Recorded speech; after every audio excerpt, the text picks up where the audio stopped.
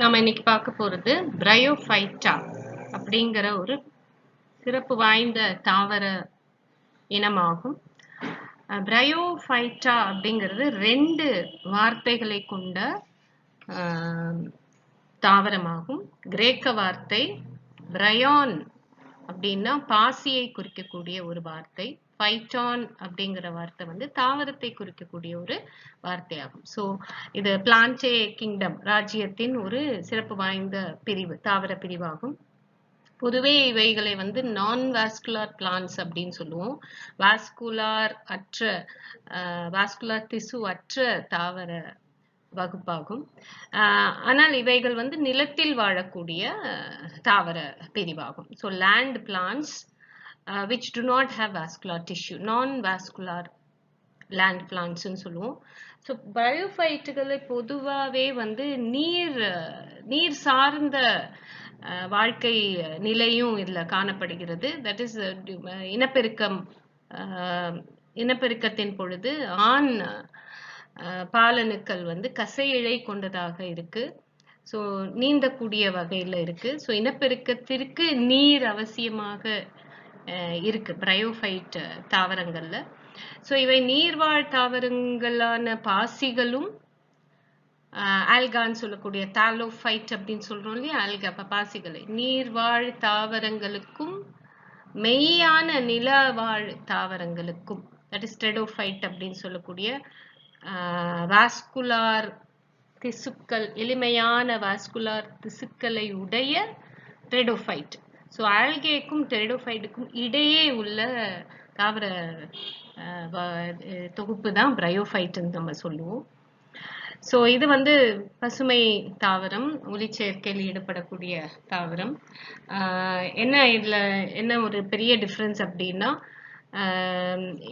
That is அந்த தாவரத்தில் வந்து சில ஹார்ன்வர்ட், லிவர்வர்ட் அப்படின்னு நம்ம குறிப்பா காமனா சொல்லுவோம். லிவர்வர்ட் ஈரல் பூடுகள், ஹார்ன்வர்ட் வந்து கொம்பு பூடுகள் அப்படின்னு சொல்லுவோம். இவைகளுடைய உடலம் வந்து மிக எளிமையாக இருக்கும். தாலஸ் போன்ற உடலம் இருக்கும். சில அட்வான்ஸ்டு பிரையோஃபைட்டுகள்ல மாஸ் அப்படின்னு சொல்லுவோம். இவைகள்ல இலை போன்ற அமைப்பு இருக்கும், தண்டு போன்ற அமைப்பு இருக்கும். ஸோ இலை, தண்டு, வேர் என்று மெய்யாக பிரிக்கப்படாமல் அது போன்ற அமைப்புகளுடன் கூடிய உடலம் இருக்கும்.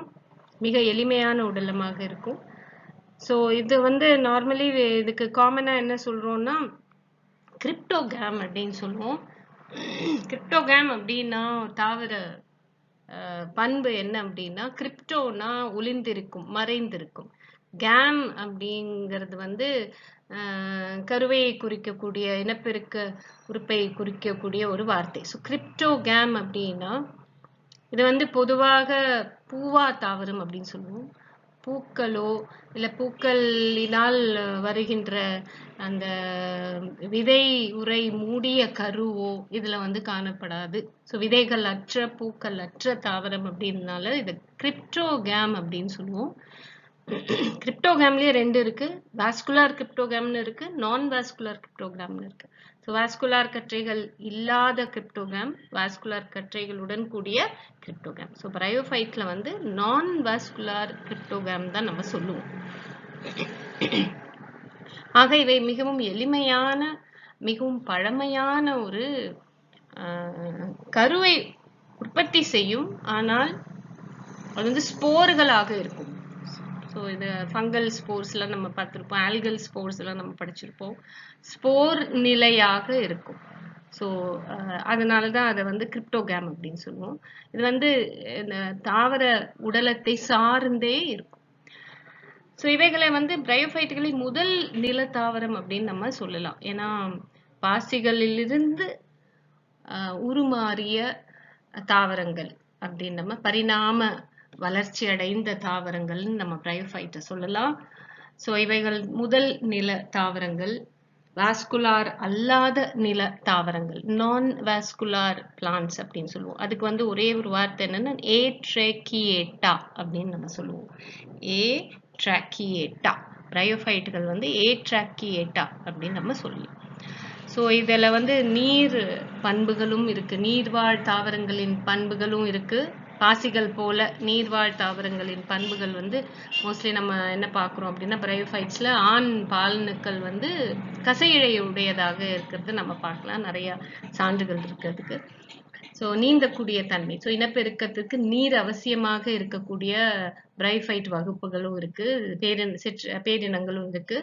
ஸோ இதை வந்து நம்ம நீர் வாழ் தாவரங்களிலிருந்து தோன்றியவைகள் தான் இந்த பிரையோஃபைட் அப்படிங்கிறதுக்கான சான்று வந்து நம்ம இதை எடுத்துக்கலாம்.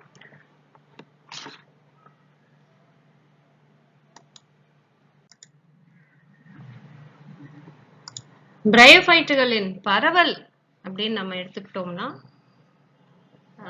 கிட்டத்தட்ட 460 பேரினங்கள் கொண்ட வகுப்பாக இருக்கு.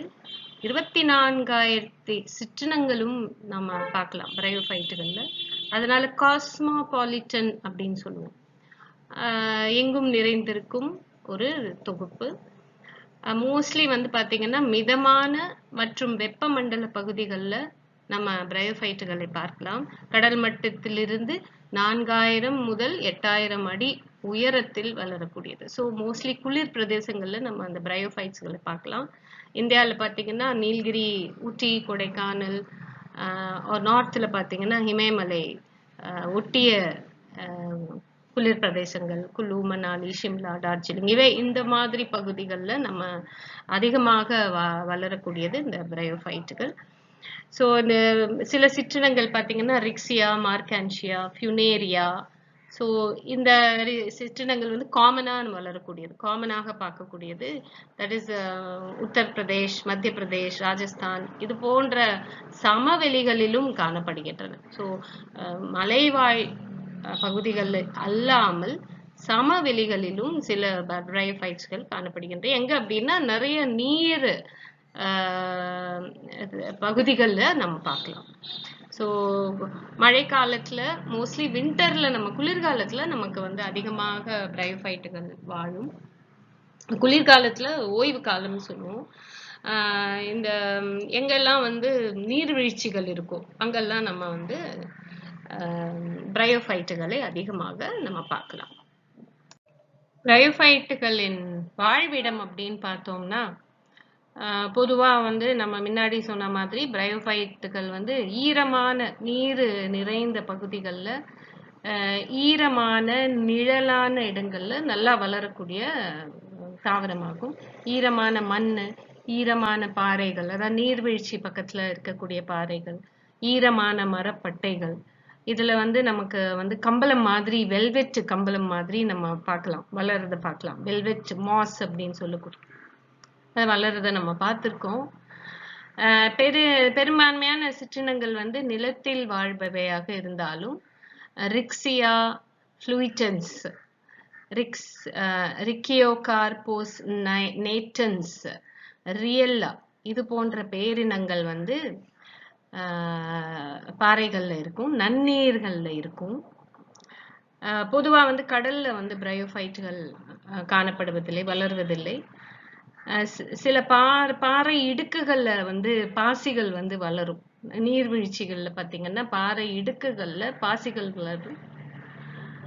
ஸோ இதுல வந்து கிரிமியா மெரிட்டிமா அப்படிங்கிற அந்த பிரையோஃபைட் இனங்கள் வந்து பாறை இடுக்குகள்ல வளர்றத நம்ம பார்க்கலாம்.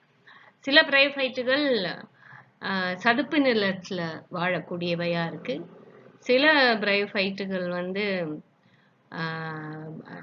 பாலைவனங்கள்ல கூட கண்டுபிடிச்சிருக்காங்க, பழைய வீட்டு சுவர்கள்ல கண்டுபிடிச்சிருக்காங்க. சில வகைகள் வந்து உலர்பாறைகள்ல வாழுவதாக சான்று இருக்கு, உலர் பாறைகள். தென் சில வகை வந்து மக்குண்ணியாக இருக்கு, தட் இஸ் கிரிப்டோதாலஸ் மிராபிலிஸ், பக்ஸ்பாமியா அஃபில்லா, இது போன்ற சிற்றினங்கள் பேரினங்கள் வந்து மக்குண்ணியாகவும் வாழக்கூடியவையாக இருக்கு. பிரையோஃபைட் உடலம் வந்து கேமெட்டோஃபைட் எனப்படுகிறது. கண்ணால் பார்க்கக்கூடிய உடலம் ஒருமயமான தன்மை உடையது. கேமெட்டோஃபைட் தான் பிரையோஃபைட்டுகளின் ஓங்கிய உடலமாக இருக்கு. டாமினன்ட் அப்படின்னு சொல்லக்கூடிய, இங்கிலீஷ்ல நம்ம இந்த டாமினன்ட் அப்படின்னு சொல்லுவோம். வெற்றுக்கண்ணால் பார்க்கக்கூடிய வகையில மிக அதிக நாட்கள் வாழக்கூடிய உடலமாக இருக்கு. கேமெட்டோஃபைட் உடலம் உருமயமானதாக இருக்கு. தன்னிச்சையாக வாழக்கூடிய உடல நிலையாக இருக்கு. இரண்டாம் நிலையான பிரையோஃபைட்டின் வாழ்க்கை சுழற்சியில இரண்டாம் நிலையான ஸ்போரோஃபைட் நிலை அவ்வப்போது தோன்றக்கூடிய நிலையாகும். பர்மனண்டா இல்லாம அவ்வப்போது தோன்றக்கூடிய நிலையாக இருக்கு. இருமயமான உடல பாகமாக இருக்கு இந்த ஸ்போரோஃபைட்.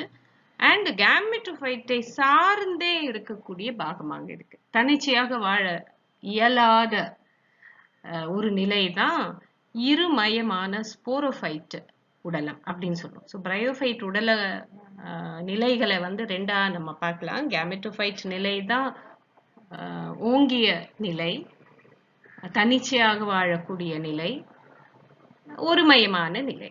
அதே சமயம் நீங்க ஸ்போரோஃபைட் நிலையை பார்த்தீங்க அப்படின்னா அவ்வப்போது தோன்றக்கூடியது, இருமயமானது, டிப்ளாய்டு அப்படின்னு சொல்லக்கூடிய இருமயமானது. மேலும் கேமெட்டோஃபைட்டை சார்ந்துதான் இது வாழும், தனிச்சையாக வாழாது. பிரையோஃபைட்டுகளின் பொது பண்புகள் பார்க்கலாம். இங்க 4 படங்கள் இருக்கு. ஒன்னு வந்து தாலாய்டு, ஒன்னு வந்து ஃபோலியோஸ், ஒரு பேரினம் வந்து சூப்சிஸ், ஒரு பேரினம் வந்து டாசோனியா.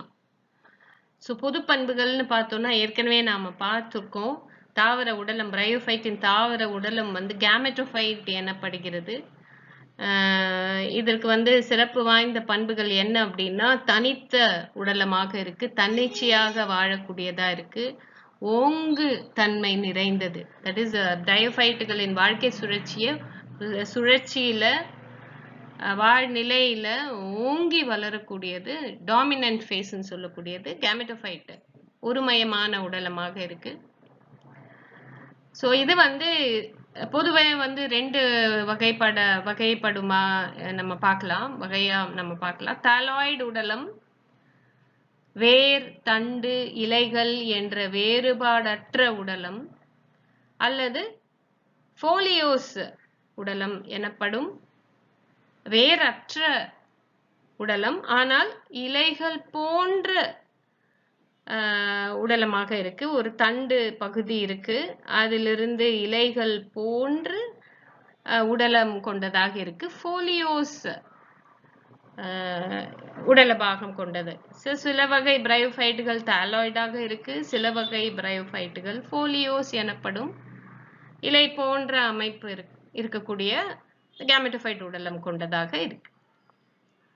சில பிரையோஃபைட்டுகள் மிக மிக சிறிய உடலமாக இருக்கு. தட் இஸ் சில 5 மில்லிமீட்டர்ஸ் அளவு கொண்டதாக இருக்கு. எக்ஸாம்பிள் வந்து சூப்சிஸ் அப்படின்னு நம்ம சொல்லலாம். சூப்சிஸ் அப்படிங்கிற ஒரு பேரினம்.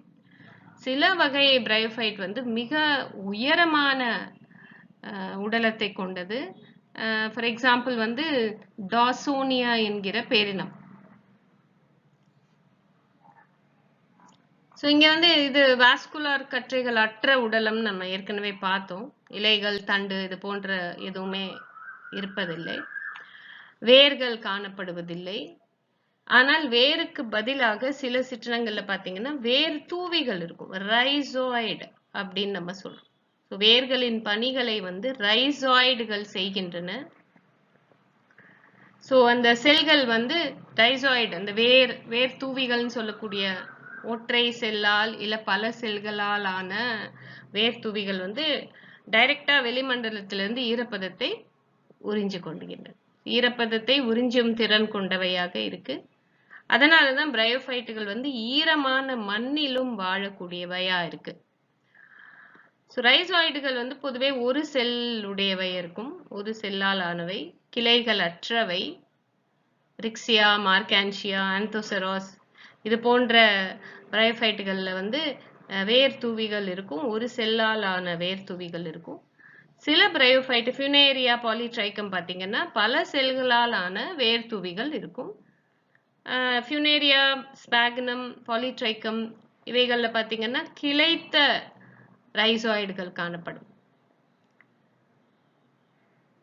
ஸோ இந்த மார்கான்ஷியல்ஸ் துறையை சார்ந்த இவைகளில் வந்து காமனாக நம்ம வந்து ஈரல் பூடுகள்னு சொல்லுவோம். ஆங்கிலத்தில் வந்து லிவர் வேர்ட்ஸ் அப்படின்னு சொல்லுவோம். மார்கான்ஷியல்ஸ் துறையை சார்ந்த எக்ஸாம்பிள் ரிக்ஸியா, மார்கான்ஷியா போன்ற பிரையோஃபைட்டுகளில் பார்த்தீங்கன்னா செதில்கள் இருக்கும், செதில் இலைகள் இருக்கும். ஸ்கேல்ஸ் அப்படின்னு சொல்லுவோம் ஆங்கிலத்தில். செதில்கள் இருக்கும், ஊதா நிறத்தில் இருக்கும். அண்ட் இது வந்து வளரும் முனை அப்படின்னு சொல்லக்கூடிய வளரும் முனை, that is the actual growing பாயிண்ட்னு சொல்லுவோம் ஆங்கிலத்தில். இந்த முனையை வந்து பாதுகாக்கும் செயலை செய்கின்றன செதில் இலைகள். மேலும் இவைகளுக்கு முக்கியமான ஃபங்க்ஷன் என்ன அப்படின்னா இந்த செதில்கள் ஈரப்பதத்தை தக்க வைக்க உதவுகின்றன. ஸோ இங்க பிரையோஃபைட்ஸ்ல வந்து வாஸ்குலர் திசுகள் வந்து முற்றிலுமாக இருப்பதில்லை. நீரும் உணவுப் பொருட்களும் ஒரு செல்லிலிருந்து மற்றொரு செல்லுக்கு மாற்றப்படுகின்றன, ஸோ கடத்தப்படுகின்றன. ஸோ செல் பரவல் காணப்படுகிறது. செல்களுக்கிடையே வந்து உணவும் நீரும் பரிமாற்றப்படுகின்றன. சில பிரையோஃபைட்டுகளில் பார்த்தீங்கன்னா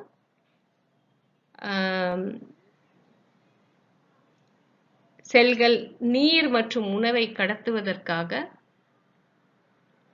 முறையே ஹைட்ராய்டு மற்றும் லெப்டாய்டு என அழைக்கப்படுகின்றன. பொது பண்புகளை நாம பார்த்துட்டு இருக்கோம்.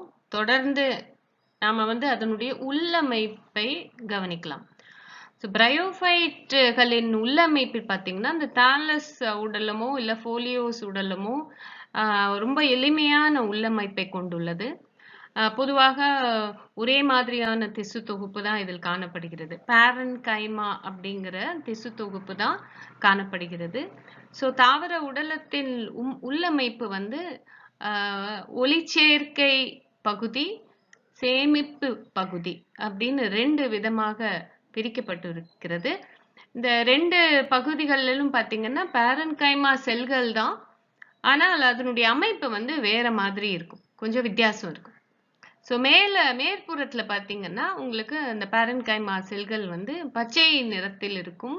ஏனென்றால் அதுக்குள்ள வந்து குளோரோஃபில், தட் இஸ் பச்சையம் நிறைந்திருப்பதால் ஒளிச்சேர்க்கையில் ஈடுபடும் பகுதியாக செயல்படும். அதுக்கு கீழே பார்த்தீங்கன்னா நிறமற்ற பேரன்கைமா செல்கள் சேமிப்பு பகுதியாக செயல்படும். ஒளிச்சேர்க்கையில் ஈடுபட்டு உருவாக்கப்படும் தரசம் கீழே வந்து சேமிப்பு பகுதியில் சேமித்து வைக்கப்படும். அதற்கு தேவையான உணவாக சேமித்து வைக்கப்படும். ஸோ இதுதான் வந்து முற்றிலும் எல்லா பிரையோஃபைட்டுகளிலும் வந்து பொதுவாக காணப்படும் பகுதிகள். தட் இஸ் எளிமையான வகுப்பை சார்ந்த ஹெப்பாட்டிகாப்சிடா, ஆந்தோசெரடாப்சிடா, இதுல வந்து உங்களுக்கு அந்த மைய அச்சுன்னு கருதப்படும் அந்த தாலஸ் பகுதி இல்லைன்னா அந்த மைய அச்சுன்னு கருதப்படும் பகுதியில வந்து பாத்தீங்கன்னா இது போன்ற உள்ளமைப்பு தான் பெரும்பாலும் இருக்கும். சில வகை மாஸ் அப்படிங்கிற அட்வான்ஸ்டு பிரையோஃபைட்ஸ்ல பாத்தீங்கன்னா அந்த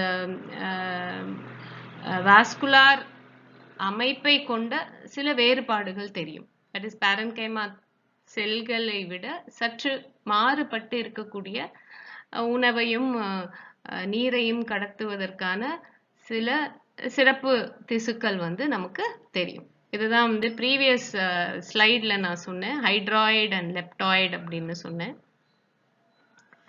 ஸோ அதுல வந்து உங்களுக்கு நம்ம இனப்பெருக்கத்துக்கு வரோம் அப்படின்னா உடல இனப்பெருக்கம், பால் இனப்பெருக்கம்னு 2 பொதுவாக இருக்கக்கூடிய முறைகள் இருக்கு. அதுல வந்து பாத்தீங்கன்னா உடல இனப்பெருக்கம் தான் பெரும்பாலும் வந்து நமக்கு வந்து காணப்படுகிறது. ஸோ அதிக விகிதத்துல காணப்படுகிறது. எளிமையாக வந்து இனப்பெருக்கம் செய்யக்கூடிய முறைகள்னு பாத்தீங்கன்னா உடல இனப்பெருக்கம் தான். ஸோ அதுல வந்து உங்களுக்கு துண்டாகுதல், ஸோ ஏதேனும் அந்த தாலஸ் உடல பாகம் வந்து துண்டிக்கப்பட்டால் அந்த துண்டங்கள் வந்து முழு உடலத்தை உருவாக்கக்கூடிய வகையில அமைக்கப்பட்டிருக்கு இந்த பண்பு. அதை தவிர வந்து சில பிரையோஃபைட் இனங்கள் வந்து கிழங்குகள் போன்ற அமைப்பை வந்து அந்த தாலஸின் முனையில் வந்து ஏற்படுத்துகின்றது. ஸோ அந்த கிழங்கு வந்து தக்க தள பொருளில் விழும் பொழுது, தக்க சூழ்நிலை அமையும் பொழுது ஒரு புதிய உடலத்தை தோற்றுவிக்கக்கூடியது. இதை தவிர சில பிரையோஃபைட் இனங்கள்ல வந்து ஜெம்மா கோப்பை அப்படிங்கிற ஒரு பகுதியை வந்து உருவாக்குகிறது. ஃபார் எக்ஸாம்பிள் மார்கான்ஷியா ரிக்ஸியா அதுல எல்லாம் பாத்தீங்கன்னா இந்த தாலஸ் உடலத்தின் பின்பகுதியில அந்த அச்சு பகுதியில பாத்தீங்கன்னா ஆங்காங்கே கோப்பை வடிவத்துல உங்களுக்கு அமைப்புகள் இருக்கு. அந்த அமைப்பு அந்த கோப்பைக்குள்ள வந்து ஜெம்மே அப்படிங்கிற ஒரு வித உடல பாகம் தோன்றுகிறது. மொட்டு போன்ற அமைப்பு. ஜெம்மே அப்படின்னா ஒரு மொட்டு போன்ற அமைப்பு தோன்றுகிறது. அந்த ஜெம்மா கப்பு கூட முதிர்வடையும் பொழுது அந்த தாலஸில் இருந்து விடுபட்டு புதிய உடலத்தை தோற்றுவிக்கதாக இருக்கு. ஸோ இதுதான் வந்து பெரும்பாலும் இருக்கக்கூடிய உடல இனப்பெருக்க முறைகள். துண்டாகுதல், கிழங்குகள், ஜெம்மா கோப்பை. பால் இனப்பெருக்கம்னு நம்ம எடுத்துக்கிட்டோம்னாக்கா மோஸ்ட்லி அதுக்கு வந்து ஊகாமஸ் வகையை சார்ந்த பெருக்க முறை அப்படின்னு சொல்லுவோம். இதுல வந்து ஆண் பாலின உறுப்பு பெண் பாலின உறுப்புன்னு தனித்து காணப்படுகிறது. ரெண்டுமே வந்து கேமெட்டோஃபைட் உடலத்திலே இருக்கும். ஒரே பிரையோஃபைட் தாலஸ்ல பாத்தீங்கன்னா கேமெட்டோஃபைட்னு நம்ம சொல்றோம் இல்லையா, அதுல வந்து சில வகையில ஒரே தாலஸ்குள்ளேயே ஆண் பாலின உறுப்பும் பெண் பாலின உறுப்பும் காணப்படும். சில வகையில பாத்தீங்கன்னா ஆண் பாலின உறுப்பு தாங்கிய தாலஸ் வேறுபட்டிருக்கும், பெண் பாலின உறுப்பு தாங்கிய தாலஸ் வந்து வேறுபட்டிருக்கும். ஸோ ரெண்டு விதமாகவும் நம்ம பார்க்கலாம். பொதுவே வந்து ஆண் பாலின உறுப்புக்கு ஆந்த்ரீடியமும் பெண் பாலின உறுப்புக்கு ஆர்கிகோனியம் அப்படிங்கிற பெயர் இருக்கு.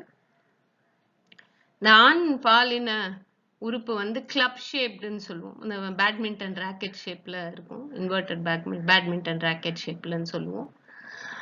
இதை வந்து பாத்தீங்கன்னா உள்ள வந்து ஒரு செல்லா இருக்கும். அது வந்து பல முறை பகுப்படைந்து ஆண்ட்ரோசைட்டுகள் அப்படின்ற ஒரு பகுதியை உருவாக்கும். ஆந்த்ரீடியம். இந்த ஆந்த்ரீடியமுக்குள்ள பாத்தீங்கன்னா பல ஆண்ட்ரோசைட்டுகள் இல்லை அப்படின்னா அதுக்கு இன்னொரு பேர் என்னன்னா ஆந்த்ரோசாய்டு தாய் செல்கள். ஆந்த்ரோசாய்டு தாய் செல்கள் பல செல்களை உருவாக்குகிறது. ஸோ ஒவ்வொரு ஆந்த்ரோசாய்டுகளும் ஆந்த்ரோசாய்டு தாய் செல்லும் ஒரு ஆந்த்ரோசாய்டாக மாறுகிறது. ஒவ்வொரு ஆந்த்ரோசைட் தாய் செல்களும் ஒரு ஆந்த்ரோசாய்டாக மாற்றம் அடைகிறது. பாத்தீங்கன்னா பல எண்ணிலடங்காத ஆந்த்ரோசாய்டுகள் உருவாக்கப்படுகின்றன. ஆந்த்ரோசாய்டு பாத்தீங்கன்னா 2 கசையிழைகளை கொண்ட ஒரு அமைப்பாக இருக்கு. இது நகரும் தன்மை உடையது, சுருள் அமைப்பு உடையது. ஓகே. ஸோ இது வந்து முதிர்வடையும் போது ஆந்த்ரீடியம் முதிர்வடையும் பொழுது அந்த ஓப்பனிங் ஆஸ்டியோல் என்கிற அந்த திறவு பகுதியை விட்டு அந்த ஆந்த்ரோசாய்டுகள் வந்து வெளிவருகின்றன. முறையே வந்து பாதுகாப்பா இருக்கு. that you have a wall antherozoid antheridial chamber அப்படின்னு சொல்லுவோம். அதுக்குள்ளதான் ஆந்த்ரீடியம் இருக்கும். ஒரு சுவரினால் பாதுகாக்கப்படுகிறது. ஆந்த்ரீடியல் வால் அப்படின்னு சொல்லுவோம். ஸோ அந்த முதிர்வடையும் போது இந்த சுவர் வெடித்து இந்த திறவு வழியாக ஆந்த்ரோசாய்டுகள் வெளிவருகின்றன. நீரின் உதவியால் இவை வந்து நீந்தி பெண் பாலின உறுப்பான ஆர்கிகோனியத்திற்குள் நுழைகின்றன. ஸோ இப்போ நம்ம பெண் பாலின உறுப்புன்னு பார்த்தோம்னா ஆர்கிகோனியம் ஒரு குடுவை போன்ற அமைப்பு இருக்கு. இதுவும் வந்து கேமெட்டோஃபைட்டுக்குள்ளே புதைந்து காணப்படுகிறது. ஸோ இது குடுவையில பார்த்தீங்கன்னா அடிப்பகுதி சற்று வீங்கியவாறு இருக்கும், மேற்பகுதி சற்று நேரோவா இருக்கும். இந்த அடிப்பகுதியை தான் நம்ம வந்து வென்டர் அப்படின்னு சொல்றோம். ஸோ இங்க வந்து கழுத்து அப்படின்னு சொல்றோம். வென்டருக்கு மேற்பகுதி பார்த்தீங்கன்னா கழுத்து பகுதின்னு சொல்றோம். ஸோ வென்டரை சுற்றி வென்டர் கெனால் செல்லுன்னு சொல்லுவோம். வென்டர் கால்வாய் செல்களால் பாதுகாக்கப்படுகிறது. ஒரு சுவர் போன்ற அமைப்பு இருக்கும். கழுத்து பகுதி பார்த்தீங்கன்னா நெக் கெனால் செல்ஸ், கழுத்து கால்வாய் செல்கள் இருக்கும். 4லேருந்து 6 செல்கள் இருக்கும். மேற்பகுதி வந்து கம்ப்ளீட்டா கவர் செல்கள், மூடி செல்கள்னு சொல்லுவோம். ஒரு 2 மூடி செல்கள் இருக்கும். அதால் வந்து கம்ப்ளீட்டா கவர்டா இருக்கும். ஸோ இந்த வென்டர் பகுதியில தான் வந்து அண்டம் உருவாகும். எக்குன்னு சொல்லக்கூடிய பெண் பாலணு உருவாகும். ஸோ இந்த முதிர்வு அடையும் பொழுது என்ன ஆகும்னா இந்த கவர் செல்கள் வந்து சிதைந்து விழுந்துவிடும், ஒரு திரவை ஏற்படுத்தி கொடுக்கும். இந்த நெக் கெனால் செல், கழுத்து கால்வாய் செல்கள், இந்த பகுதியில வந்து ஒரு ஸ்டிக்கி திரவம், தட் இஸ் ஒட்டிக்கொள்ளும் பண்புடைய ஒரு திரவம் வந்து செக்ரேட் ஆகும். அந்த திரவம் செக்ரேட் ஆகும்போது இந்த ஆந்த்ரோசாய்டுகள் வந்து ஈர்க்கப்பட்டு இட் வில் ஸ்விம், இப்படி உள்ள வந்து வென்டர் இந்த எக் பகுதிக்கு அருகே வந்துவிடும். ஸோ அதுக்கப்புறம் வந்து உங்களுக்கு இணைவு ஏற்படும். ஆந்தரும் ஸ்பெர்ம் அப்புறம் எக் வந்து இணைவு ஏற்படும். இந்த இணைவால் வந்து ஜைகோட் அப்படிங்கிற கரு உருவாகும்.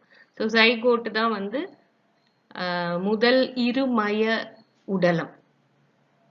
ஸ்போரோஃபைட்டின் முதல் செல் தான் ஜைகோட் அப்படின்னு சொல்லுவோம். ஸ்போரோஃபைட் வந்து இருமயமாக இருக்கு இல்லையா, கேமெட்டோஃபைட் இந்த வென்டர் பகுதியில தான் முதல் ஸ்போரோஃபைட் செல்லான ஜைகோட் உருவாகிறது. ஓகே, கருமுட்டை அப்படின்னு சொல்லக்கூடிய கருப்பகுதி வந்து உருவாகிறது.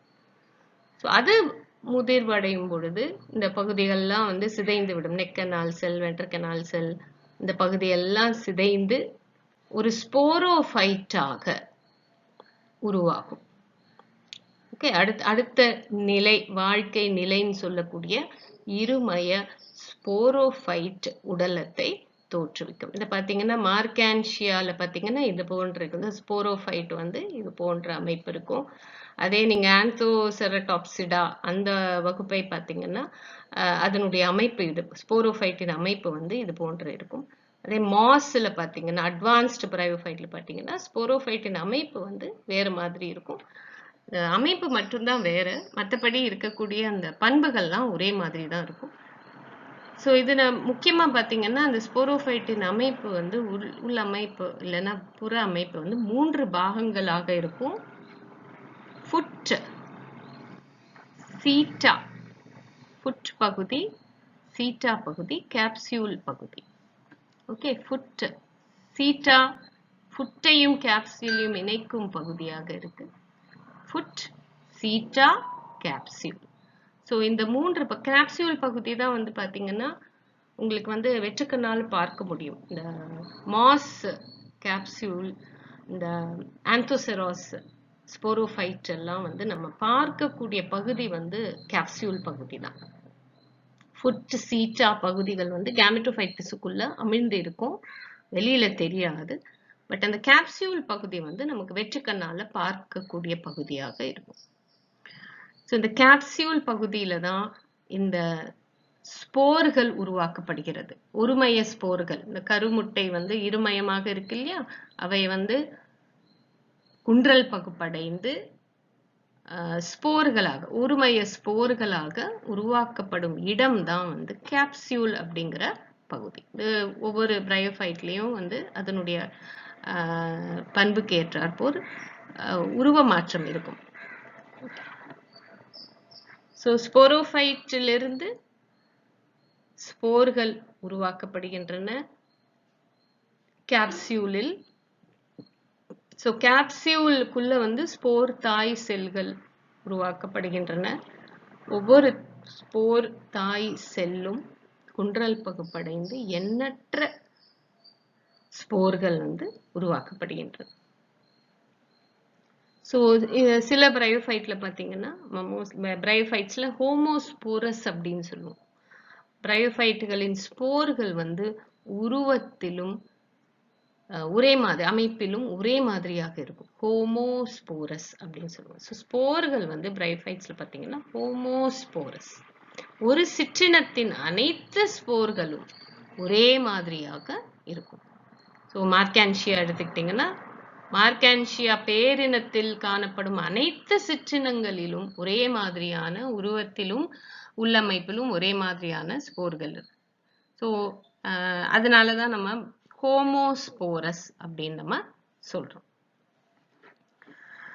ஸோ ஸ்போர்கள் தான் வந்து கேமெட்டோஃபைட் சந்ததியின் முதல் செல்லாக கருதப்படுகிறது. எப்படி கருமுட்டை வந்து ஸ்போரோஃபைட் சந்ததியின் முதல் செல்லாக கருதப்படுகிறதோ அதுபோல் ஸ்போர்கள், உருமைய ஸ்போர்கள், ஹாப்ளாய்ட் ஸ்போர்கள் தான் பிரையோஃபைட்டின் கேமெட்டோஃபைட் சந்ததியின் முதல் செல்லாக இருக்கு. நம்ம ஏற்கனவே பார்த்திருக்கோம், கேமெட்டோஃபைட் தான் வந்து பிரையோஃபைட்டுகளின் ஓங்கிய உடல நிலையாக இருக்கு. ஸோ ஸ்போர்கள் தான் கேமெட்டோஃபைட் சந்ததியின் முதல் செல்லாக இருக்கு. ஸோ ஸ்போர்கள் வந்து ஜெர்மினேட் ஆகும், ஸ்போர் முளைத்து தக்க சூழ்நிலையில் ஸ்போர் முளைத்து வெளிவருகிற இளம் கேமெட்டோஃபைட் அப்படின்னு சொல்லக்கூடிய அதுக்கு பேர் இருக்கு, புரோட்டோனீமா அப்படின்னு சொல்லுவோம். இளம் கேமெட்டோஃபைட் ஒரு இழை போன்ற அமைப்பு கொண்டிருக்கும். இதுதான் வந்து ஒளிச்சேர்க்கையில் ஈடுபட்டு பச்சை நிற புரோட்டோனீமா பச்சை நிறமாக இருக்கும், இழை போன்ற அமைப்பு இருக்கும். அது வளர்ந்து வளர்ந்து நம்ம வந்து பார்க்கக்கூடிய கண்ணால், வெற்றுக்கண்ணால் நம்ம பார்க்கிறோம் இல்லையா, கேமெட்டோஃபைட் தாலஸ் ஆக மாறுகிறது. ஸோ கேமெட்டோஃபைட்டும் ஸ்போரோஃபைட்டும் மாறி மாறி அந்த பிரையோஃபைட் வாழ்க்கை சுழற்சியில காணப்படுகிறது. வெவ்வேறு புற அமைப்பை கொண்டது. கேமெட்டோஃபைட் உடைய புற அமைப்பும் ஸ்போரோஃபைட்டினுடைய புற அமைப்பும் வேறுபட்டு இருக்கும். ஒவ்வொரு பிரையோஃபைட்லையும் நீங்க பார்த்தீங்கன்னா அப்படிதான் இருக்கும். ஸோ கேமெட்டோஃபைட் பார்த்தீங்கன்னா தாலாய்டா இருக்கும், இல்லைன்னா ஃபோலியோஸா இருக்கும். மார்க்கான்ஷியா நீங்க பார்க்கறது மார்க்கான்ஷியாவுடைய கேமெட்டோஃபைட். ஆனால் மார்க்கான்ஷியாவோட ஸ்போரோஃபைட் பார்த்தீங்கன்னா அதனுடைய உருவம் முற்றிலுமாக வேறுபட்டு இருக்கும். ஸோ இது போன்ற உருவத்தில் வேறுபட்டிருக்கும் கேமெட்டோஃபைட்டும் ஸ்போரோஃபைட்டும் இதுக்கு தான் வந்து ஹெட்டிரோமார்பிக் அப்படின்னு சொல்றோம். ஹெட்டிரோனா வேறுபட்டிருக்கும், மார்பிக் அப்படின்னா புற அமைப்பு. ஸோ வேறுபட்ட புற அமைப்புகளை கொண்ட கேமெட்டோஃபைட்டும் ஸ்போரோஃபைட்டும் ஹெட்டிரோமார்பிக் அப்படின்னு நம்ம சொல்றோம். ஸோ பிரையோஃபைட்டின் வாழ்க்கை சுழற்சியில தெளிவான சந்ததி மாற்றம் நமக்கு தெரிகிறது. ஸோ கேமெட்டோஃபைட்டிலிருந்து ஸ்போரோஃபைட் வருகிறது, ஸ்போரோஃபைட்டிலிருந்து மீண்டும் கேமெட்டோஃபைட் வருகிறது. ஸோ இது தெளிவான சந்ததி மாற்றத்தை குறிக்கும் ஒரு தாவர வகுப்பாகும். இந்த படத்துல வந்து ஒரு பிரையோஃபைட்டின் ஸ்பொராஞ்சியம் அப்படிங்கிற ஸ்போரகம் அதனுடைய அமைப்பு நம்ம பார்க்கலாம். இது வந்து அட்வான்ஸ்டு பிரையோஃபைட் வகுப்பான மாஸ் காணப்படுகிற ஒரு ஸ்பொராஞ்சியத்தின் அமைப்பு. இதுல வந்து உங்களுக்கு அந்த கேப்சியூல் தெரியுது பார்த்தீங்களா? கேப்சியூலினுடைய வாய் பகுதி வந்து மிக நுணுக்கமான அமைப்பை கொண்டது. அந்த உள்ள இருக்கக்கூடிய அந்த ஸ்போர்களுக்கு தகுந்த பாதுகாப்பு தரக்கூடிய அளவுல ஒப்பர்குலம் அப்படிங்கிற ஒரு பகுதி இருக்கு. ஒப்பர்குலம் அந்த மூடி பகுதி. ஓகே, ஸோ பெரிஸ்டோம் அப்படின்னு சொல்லக்கூடிய வாய் பகுதி அதிக பற்கள் போன்ற அமைப்பு கொண்டுள்ள பகுதி. இந்த பகுதி வந்து ரொம்ப முக்கியமான செயல்பாடை செய்கிறது. அது என்னவென்றால் அந்த ஸ்போர்களின் வெளிப்பாட்டிற்கு தகுந்த முதிர்வடைந்த தருணத்துல ஸ்போர்களின் வெளிப்பாடு சிதறுவதற்கு மிக முக்கியமான செயல்பாட்டை செய்கிறது இந்த பெரிஸ்டோம் பகுதின்னு சொல்லுவோம். இதை பத்தி நம்ம ஒவ்வொரு அந்த சிற்றினத்தை பத்தி படிக்கும்போது நம்ம இதனை இன்னும் கொஞ்சம் டீட்டெயிலா நம்ம பார்க்கலாம். ஸோ இதற்கு தகுந்த மாதிரி ஒரு மூடி இருக்கு, ஒப்பர்குலம் அப்படின்னு சொல்லக்கூடிய பகுதி. இங்க பாத்தீங்கன்னா அந்த ஸ்போர்களின் படம் நீங்க தெளிவாக பார்க்கலாம். இதுவும் இந்த படத்திலும் நீங்க தெளிவாக பார்க்கக்கூடிய என்னன்னா, அந்த பிரையோஃபைட், சில வகை பிரையோஃபைட், மாஸ் அப்படிங்கிற பிரையோஃபைட்டின் கேமெட்டோஃபைட் பகுதியும் ஸ்போரோஃபைட் பகுதியும் தெளிவா இங்க பார்க்க முடியுது. இந்த இந்த படத்துல பார்த்தீங்கன்னா, அந்த வேரிகள் நல்லா தெளிவா தெரியுது. ஒற்றை செல்லுடைய மெல்லிய இழை போன்ற ரைசோய்ட்ஸ் அப்படிங்கிற வேரிகள் தெளிவா தெரியுது. இதுல நீங்க அந்த பாலிட்ரைக்கம் அப்படிங்கிற ஒரு மாஸினுடைய வரைபடம், இதுல கேமெட்டோஃபைட், ஸ்போரோஃபைட் ரெண்டும் தெளிவா தெரியுது. ரைசோய்ட்ஸ் தளத்தில் அந்த பிரையோஃபைட்டை நன்றாக ஒட்டிப்பிடித்து வளரும்படி செய்யக்கூடிய வகையில ரைசோய்ட்ஸ் வேரிகள் இருக்கு. வேர் போன்ற அமைப்பு, ஒரு மைய அச்சு இருக்கு, தண்டு போன்ற அமைப்பு, அதுல பாத்தீங்கன்னா இலை போன்ற அமைப்புகள் இருக்கு. மெல்லிய பாரன்கைமா திசுவாலான பச்சையம் நிறைந்த இலை போன்ற அமைப்பு இருக்கு. தகுந்த வாழ்க்கை நிலை வரும் பொழுது இந்த பாலின பெருக்கம் நடைபெற்று கரு வளர்ந்து ஸ்போரோஃபைட்டை உருவாக்குகிறது. ஸோ ஃபுட் சீட்டா கேப்சியூல், இந்த கேப்சியூலுக்குள்ளதான் ஸ்போர் தாய் செல் குன்றல் பகுப்படைந்து ஸ்போர்களை உருவாக்குது. இது இந்த ஹெப்பாட்டிகோப்சிடா பிரிவை சார்ந்த தாலாய்டு பிரையோஃபைட், தாலாய்டு உடலம் கொண்ட பயோஃபைட். இந்த கேமெட்டோஃபைட் உடம் தாலாய்டு அப்படின்னு சொல்லுவோம். கிடைமட்டமாக வளரக்கூடிய ஒரு பகுதி. இதுல இந்த படத்துல நீங்க என்ன பாக்குறீங்கன்னா, அந்த வேரிகள் நமக்கு நல்லா தெரியுது. வேரிகள், மெல்லிய வேரிகள் தெரியுது, செதில்கள் தெரியுது. நான் சொன்னேன் இல்லையா, அந்த பிரையோஃபைட் அந்த தாலாய்டு உடலத்தின் பின்பாகத்துல வென்ட்ரல் சர்ஃபேஸ் அப்படின்னு சொல்லக்கூடிய கீழ்ப்பகுதியில பாத்தீங்கன்னா ஸ்கேல், செதில்கள் நன்றாக தெரியும்.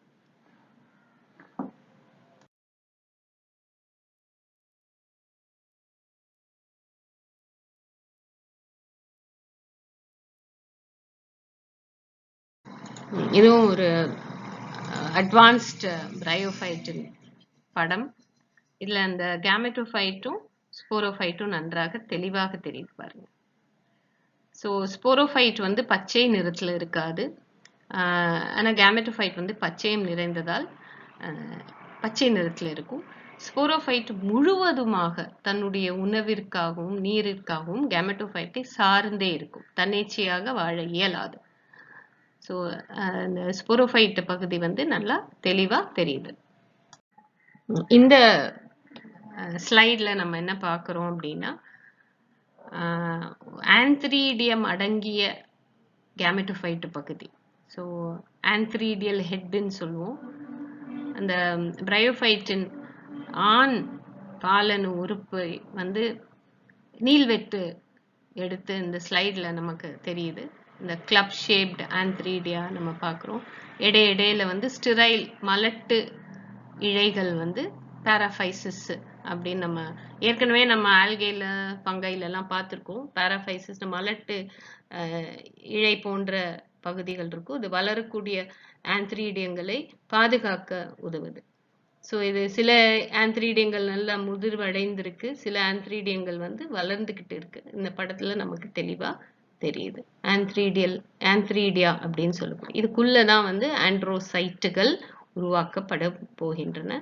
இந்த இதுல பாத்தீங்கன்னா இந்த ஆந்த்ரீடியம் முதிர்வடைந்து அந்த சுவர் வெடித்து வெளியே வரக்கூடிய இந்த ஸ்பெர்ம்கள்னு சொல்லக்கூடிய ஆண் பாலணுக்கள் எப்படி வெளிவருதுங்கிறத காட்டுது. ஒவ்வொரு ஆண் பாலனுவும் கசை இழை கொண்டதாக இருக்கு. இது ஆக்சுவல் ரியல் ஆந்த்ரீடியல் பிக்சர் எடுத்திருக்காங்க. ஸ்லைட்ல மைக்ரோஸ்கோப் நுண்ணோக்கியின் உதவியுடன் எடுக்கப்பட்ட ஒரு படம். போன படத்துல எப்படி நம்ம ஆந்த்ரீடியம் ஆண் பாலனு உறுப்பை பார்த்தோமோ, இங்க ஆர்கிகோனியம் நம்ம பார்க்கலாம். ஆர்கிகோனியம் போன்ற ஆர்கிகோனியல் ஹெட் அப்படின்னு சொல்லுவோம். இதுலயும் பாராஃபைசஸ் இருக்கும், மலட்டு இழைகள் இருக்கும். ஸோ இங்க பாத்தீங்கன்னா உங்களுக்கு இந்த நீண்ட கழுத்து பகுதி, வென்டர், வீங்கிய வென்டர் பகுதி இருக்கும். இந்த வென்டர் பகுதியில தான் வந்து முட்டை வந்து உருவாக்கப்படும். ஸோ இன்னும் கொஞ்சம் பெரிதாக்கப்பட்ட பகுதி நம்ம இங்க பார்க்கலாம். இந்த வென்டர் பகுதி, வென்டர் கால்வாய் செல்களால் சூழ்ந்த பகுதி. வென்டர் பகுதியில தான் எக் செல் இருக்கு. அதற்கு மேல பாத்தீங்கன்னா நெக் பகுதி, கழுத்து பகுதி இருக்கு. கழுத்து கால்வாய் செல்களால் உருவாக்கப்பட்ட கழுத்து பகுதி. இதுதான் வந்து மூடி செல்கள், கவர் செல்கள்னு சொல்லுவோம். ஸோ இதை வந்து நம்ம அந்த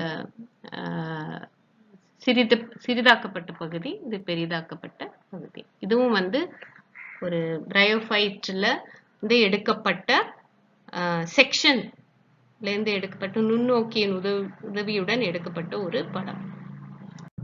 இந்த ஸ்லைட்ல நம்ம அந்த ஸ்போரோஃபைட்டின் டயக்ராம் வந்து தெளிவாக தெரிகிறது. ஸோ மாஸ் என்கிற அந்த பிரையோஃபைட்டில் ஸ்போரோஃபைட், ஸ்பொராஞ்சியம் சொல்லக்கூடிய பகுதி, அதுல கேலிப்ட்ரா அப்படிங்கிற ஒரு மூடி போன்ற பகுதி இருக்கும்.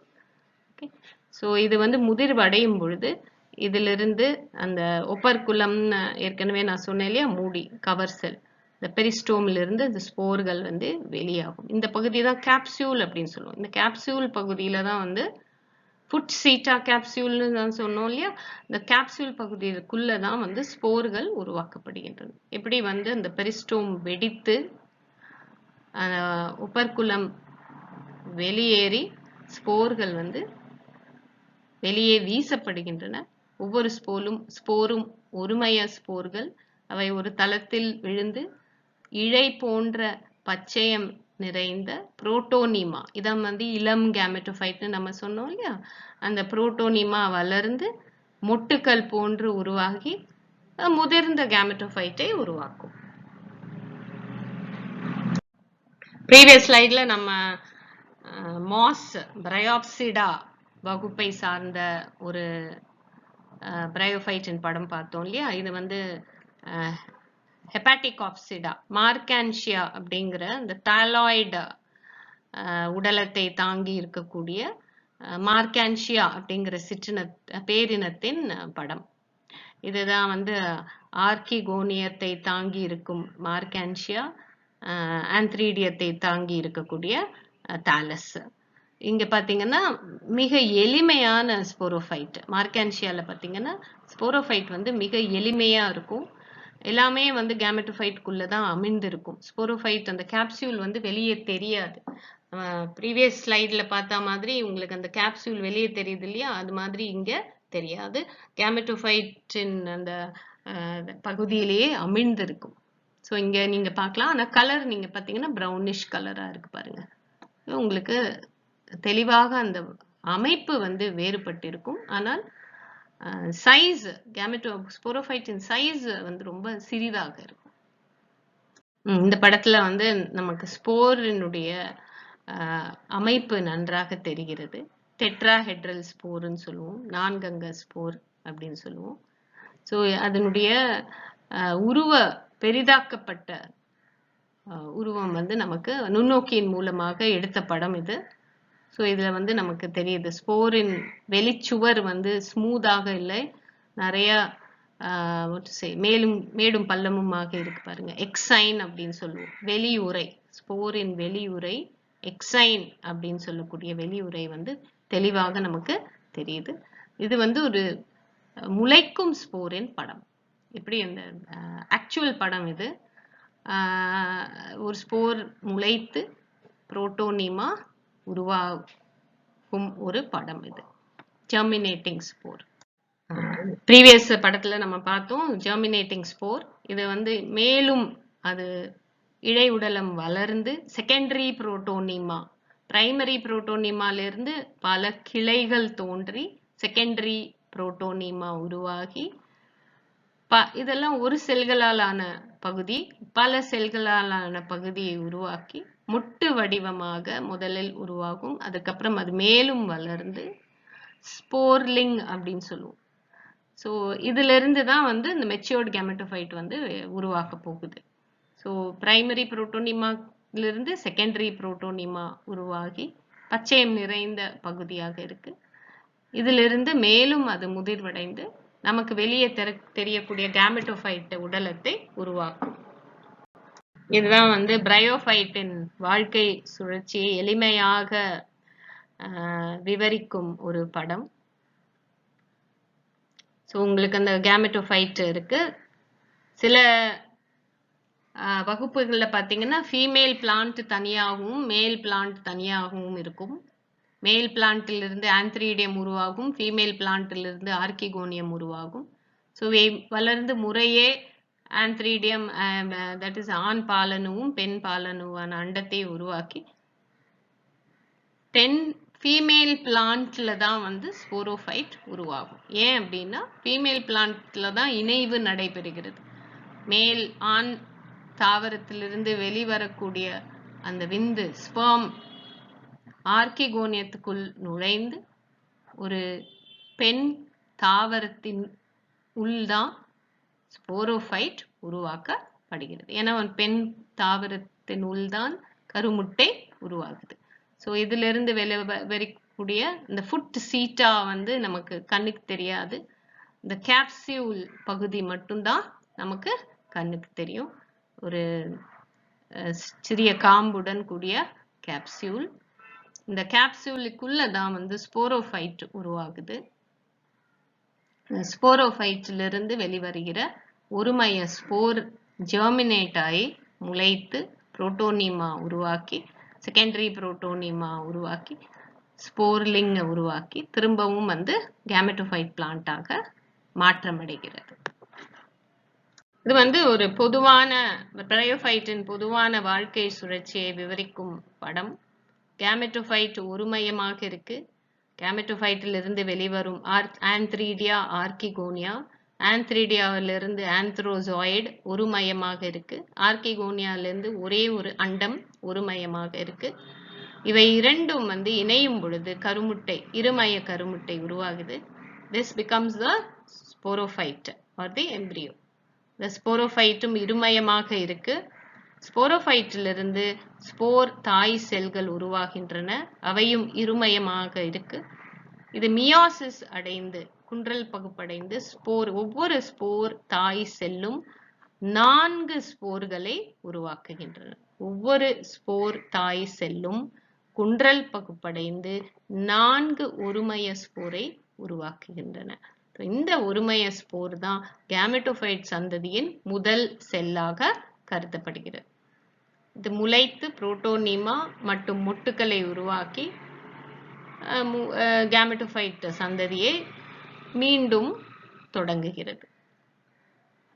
So this is a diagrammatic ஒரு டயக்ராம் படம், வாழ்க்கை சுழற்சி படம்.